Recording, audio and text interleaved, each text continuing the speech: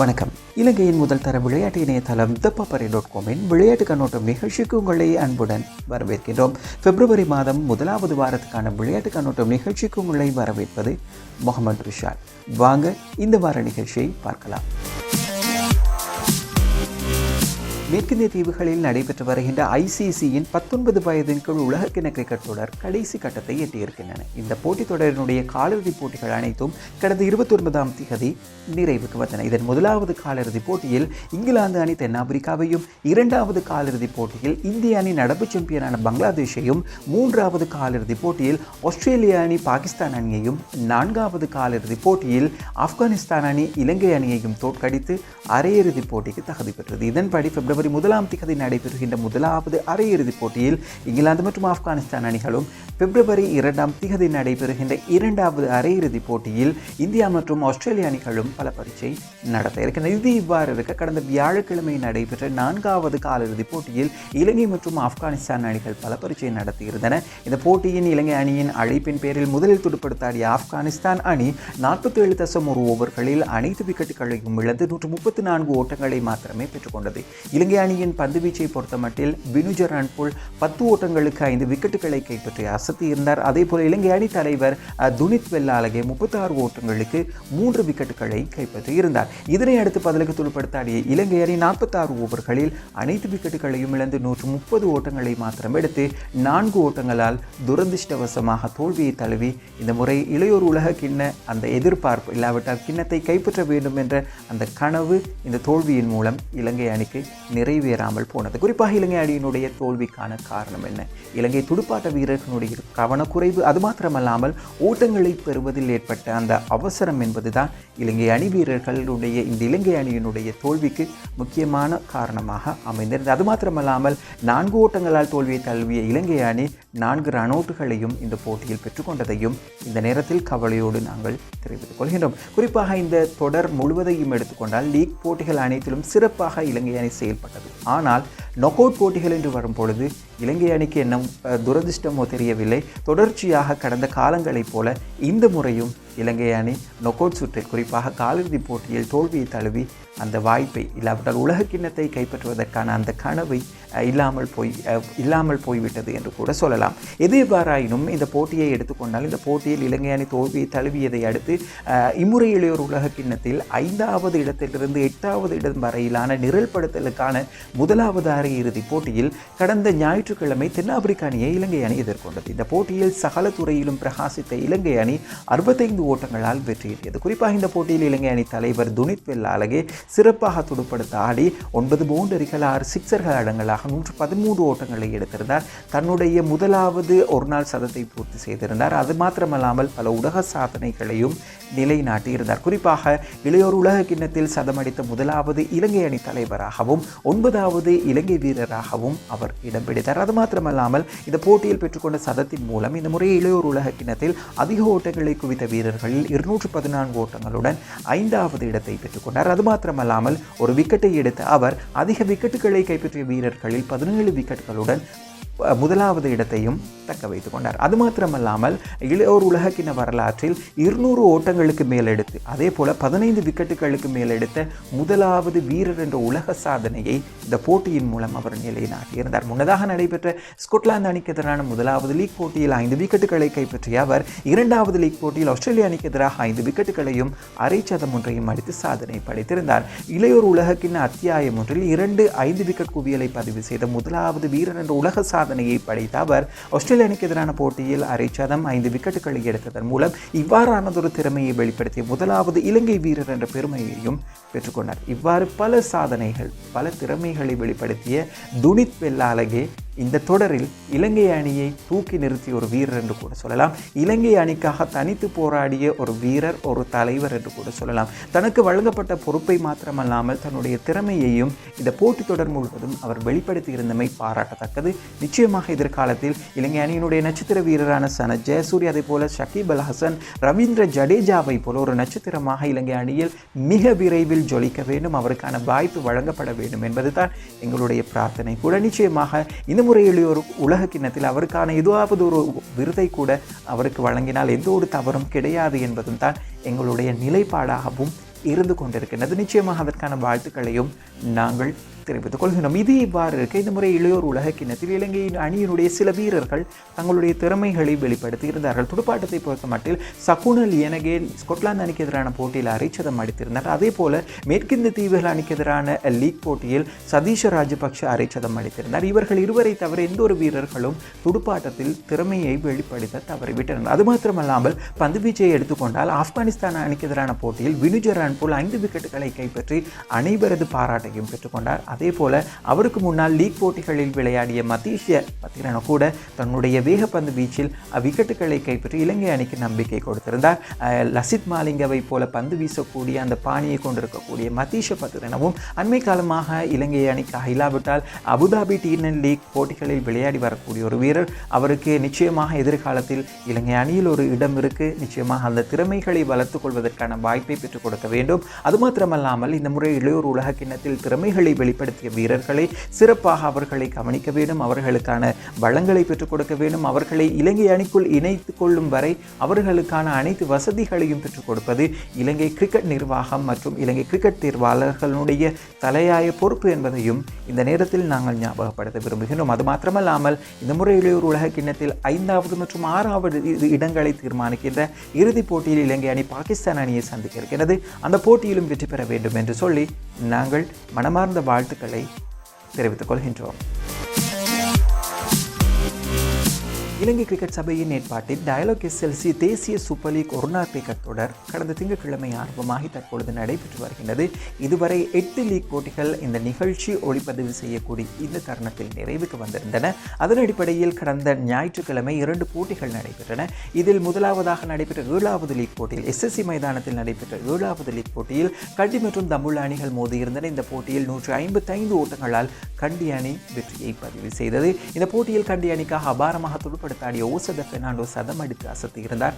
இந்த போட்டித் தொடரில் பெற்றுக்கொள்ளப்பட்ட முதலாவது சதம் இதுவாகும். அது மாத்திரமல்லாமல் கொழும்பு பி சராவோல் மைதானத்தில் நடைபெற்ற 8வது லீக் போட்டியில் ஜஃப்னா மற்றும் காலி அணிகள் பல பரீட்சையை நடத்தியிருந்தன. இந்த போட்டியில் சாலத்துறையிலும் ஜஃப்னா அணிக்காக வேண்டிய அதன் அணி தலைவர் தனஞ்சே டிசில்வா பிரகாசித்திருந்தார். அவருடைய அந்த சகலத்துறை ஆட்டத்தின் காரணமாக ஜஃப்னா அணி 88 ஓட்டங்களால் வெற்றியை பதிவு செய்து புள்ளிகள் பட்டியலில் முதலிடத்தை பெற்றுக்கொண்டது. இந்த போட்டியை பொறுத்தவரை யாழ்மண்ணினுடைய மைந்தன் விஜயகாந்த் வியாஸ்கான் முதல் தடவையாக இந்த போட்டியில் விளையாடி இருந்தார். குறிப்பாக 7 ஓவர்கள் பந்து வீசி 23 ஓட்டங்களுக்கு 1 விக்கெட்டினை கைப்பற்றியிருந்தார். எனவே எதிர்வரும் காலங்களில் குறிப்பாக எஞ்சியிருக்கக்கூடிய போட்டிகளிலும் அவருக்கு வாய்ப்பு வழங்கப்பட வேண்டும். நிச்சயமாக அவருக்கு தொடர்ச்சியாக வாய்ப்பு வழங்கினால் அவருடைய திறமைகளை எங்களால் பார்க்க முடியும்.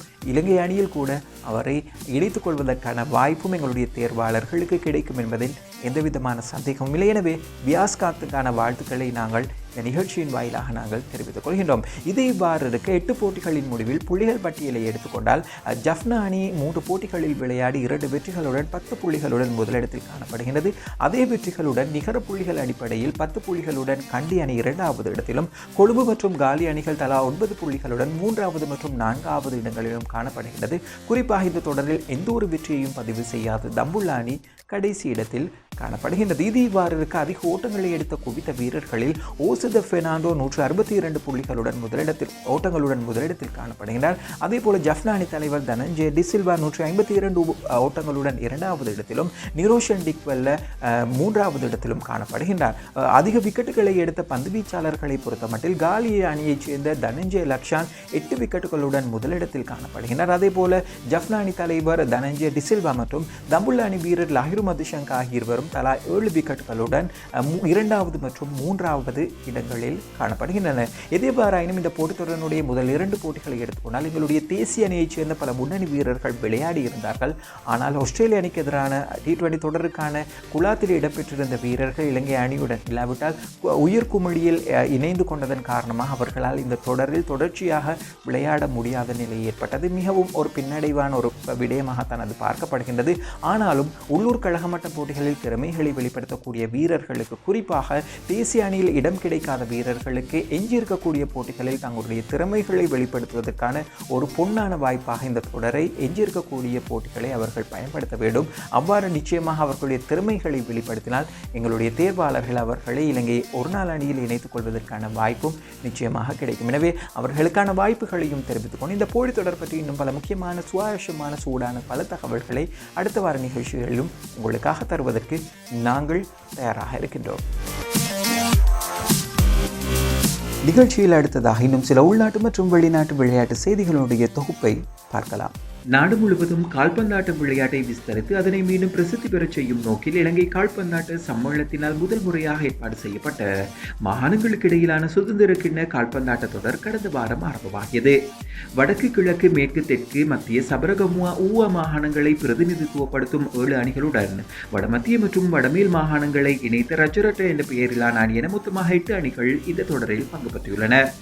இந்த நிலையில் கடந்த செவ்வாய்க்கிழமை குருநாகல் மாளிகாப்பிட்டிய மைதானத்தில் நடைபெற்ற 2 போட்டிகளில் கிழக்கு மற்றும் மத்திய மாகாணங்களுக்கு இடையிலான போட்டி கோல் எதுவும் போடப்படாமல் வெற்றி தோல்வியின்றி முடிவடைந்தது. தொடர்ந்து அதே தினத்தன்று இரவு மின்னொழியில் நடைபெற்ற 2வது போட்டியில் ரஜரட்ட அணியை 1-0 என்ற கோல் கணக்கில் ஊவா மாகாணம் வெற்றி கொண்டது.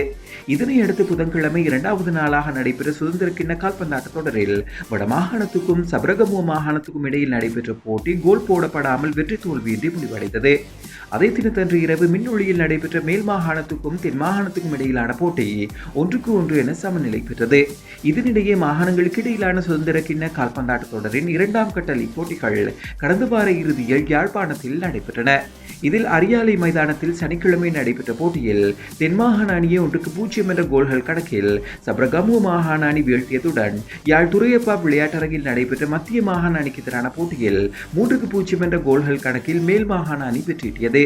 இதேவேளை யாழ் துரையப்பா விளையாட்டரங்கில் ஞாயிற்றுக்கிழமை நடைபெற்ற ஊவா மாகாணத்துக்கு எதிரான போட்டியில் 2-0 என்ற கோல்கள் வித்தியாசத்தில் மரியதாஸ் நிதர்ஷன் தலைமையிலான வடமாகாண அணி வெற்றி பெற்றது. இந்த போட்டியில் கண்ணன் தேனுஷன் மற்றும் கீதன் ஆகிய இருவரும் வடமாகாண அணிக்காக கோல்களை போட்டனர். கிழக்கு மாகாண அணிக்கும் ரஜரட்ட அணிக்கும் இடையில் அரியாலையில் நடைபெற்ற போட்டி 1-1 என்ற கோல் அடிப்படையில் வெற்றி தோல்வியின்றி முடிவடைந்தது.